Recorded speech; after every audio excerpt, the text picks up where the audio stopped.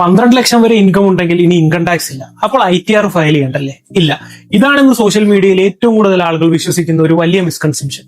കാരണം no tax എന്നതും no ITR filing എന്നതും രണ്ടും ഒരേ കാര്യമല്ല. ഈ വീഡിയോയിൽ ആരൊക്കെയാണ് ITR നിർബന്ധമായും ഫയൽ ചെയ്യേണ്ടത്, എന്തുകൊണ്ട് ഫയൽ ചെയ്യണം, ഇതെല്ലാം നമുക്ക് നോക്കാം.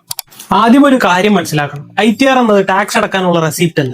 ITR എന്നത് നിങ്ങളുടെ ഒഫീഷ്യൽ ഇൻകം ഡിക്ലറേഷൻ ആണ്. അതായത് നിങ്ങൾ എത്ര ഇൻകം നേടി, എത്ര TDS ഡിഡക്ട് ചെയ്തു, എവിടെ നിന്നാണ് വരുമാനം ലഭിച്ചത്, റീഫണ്ട് കിട്ടാനുണ്ടോ എന്നതെല്ലാം ഇൻകം ടാക്സ് ഡിപ്പാർട്ട്മെന്റിനെ ഒഫീഷ്യലായി അറിയിക്കുന്ന ഡോക്യുമെന്റ് ആണ്. അതുകൊണ്ട് ടാക്സ് ലയബിലിറ്റി സീറോ ആയാലും പലർക്കും ITR ഫയലിംഗ് അത്യാവശ്യമായി വരും. ഫസ്റ്റ് കണ്ടീഷൻ, TDS ഡിഡക്ട് ചെയ്തിട്ടുണ്ടെങ്കിൽ. ഉദാഹരണത്തിന് FD interest, salary, freelancing income ഇവയിൽ നിന്ന് TDS ഡിഡക്ട് ചെയ്തിട്ടുണ്ടെങ്കിൽ നിങ്ങൾക്ക് ടാക്സ് അടക്കാനില്ലെങ്കിലും ആ TDS റീഫണ്ട് തിരികെ ലഭിക്കാൻ ITR ഫയൽ ചെയ്യണം. ഫയൽ ചെയ്തില്ലെങ്കിൽ സർക്കാർ കൈവശമുള്ള നിങ്ങളുടെ സ്വന്തം പണം തിരികെ കിട്ടില്ല. Second condition, high value transactions. ഉദാഹരണത്തിന് large credit card spending, big bank deposits, foreign travel, വലിയ ഇൻവെസ്റ്റ്മെന്റ്. ഇത്തരം ട്രാൻസാക്ഷൻ ഇൻകം ടാക്സ് ഡിപ്പാർട്ട്മെന്റ് റെക്കോർഡ്സിൽ വരാം. അതിനാൽ നിങ്ങളുടെ ഇൻകം ശരിയായി ഡിക്ലെയർ ചെയ്യുന്നത് വളരെ പ്രധാനമാണ്. തേർഡ് കണ്ടീഷൻ, ഫോറിൻ അസറ്റ് അല്ലെങ്കിൽ foreign income.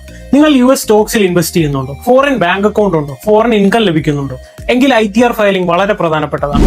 Fourth condition, side income ഉള്ളവർ. YouTubers, freelancers, consultants, content creators, digital marketers ഇവർക്കെല്ലാം ITR ഒരു ടാക്സ് കംപ്ലൈൻസ് മാത്രമല്ല, ഫ്യൂച്ചറിൽ ഇൻകം പ്രൂഫ് കൂടിയാണ്.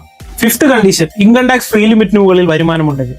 ന്യൂ റെജിം പ്രകാരം നിങ്ങളുടെ വരുമാനം 4 ലക്ഷം കഴിഞ്ഞാലും ഓൾഡ് റെജിം പ്രകാരം നിങ്ങളുടെ വരുമാനം 2.5 ലക്ഷം കഴിഞ്ഞാലും ITR ഫയൽ ചെയ്യാം. സിക്സ്ത് കണ്ടീഷൻ, നിങ്ങളുടെ സേവിങ്സ് അക്കൗണ്ടിൽ ഈ വർഷം 50 ലക്ഷത്തിന് മുകളിൽ ഡെപ്പോസിറ്റ് ഉണ്ടെങ്കിൽ, നിങ്ങളുടെ കറണ്ട് അക്കൗണ്ടിൽ ഈ വർഷം 1 കോടി രൂപയ്ക്ക് മുകളിൽ ഡെപ്പോസിറ്റ് ഉണ്ടെങ്കിൽ ITR ഫയൽ ചെയ്യും. സെവൻത്ത് കണ്ടീഷൻ, ഷെയർ മാർക്കറ്റ് അല്ലെങ്കിൽ ബിസിനസ് ലോൺ അടുത്ത വർഷത്തേക്ക് ക്യാരി ഫോർവേഡ് ചെയ്ത് ടാക്സ് സേവ് ചെയ്യണമെങ്കിൽ ITR filing is very important. ഇനിയൊരു ചോദ്യം, ITR ഫയൽ ചെയ്തില്ലെങ്കിൽ എന്താണ് നഷ്ടം?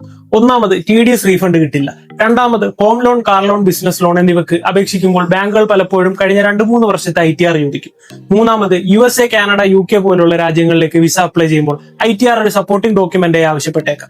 അതിനാൽ ITR ഫയലിംഗ് നിങ്ങളുടെ ഫിനാൻഷ്യൽ ക്രെഡിബിലിറ്റി കൂട്ടുകയും ചെയ്യും. 12 ലക്ഷം വരെ ഇൻകം ഉണ്ടെന്ന് മാത്രം കരുതി എനിക്ക് ടാക്സ് ഇല്ല അതുകൊണ്ട് ITR ഫയൽ ചെയ്യേണ്ട എന്ന് തീരുമാനിക്കരുത്. ഓരോ വ്യക്തികളുടെയും ഫയലിംഗ് റിക്വയർമെന്റ് വ്യത്യസ്തമായിരിക്കും. അതിനാൽ സോഷ്യൽ മീഡിയ റീൽസ് മാത്രം വിശ്വസിക്കാതെ നിങ്ങളുടെ സിറ്റുവേഷൻ പരിശോധിക്കുക. ആവശ്യമെങ്കിൽ ഒരു CAയുടെ അഡ്വൈസ് എടുക്കുക. പിന്നെ ഡെഡ് ലൈന് മുമ്പ് ITR ഫയൽ ചെയ്യുക. ഇത്തരത്തിലുള്ള credit card, tax, investment, personal finance അപ്ഡേറ്റുകൾക്ക് ചാനൽ ഫോളോ ചെയ്യുക. It's credit and investment simplified.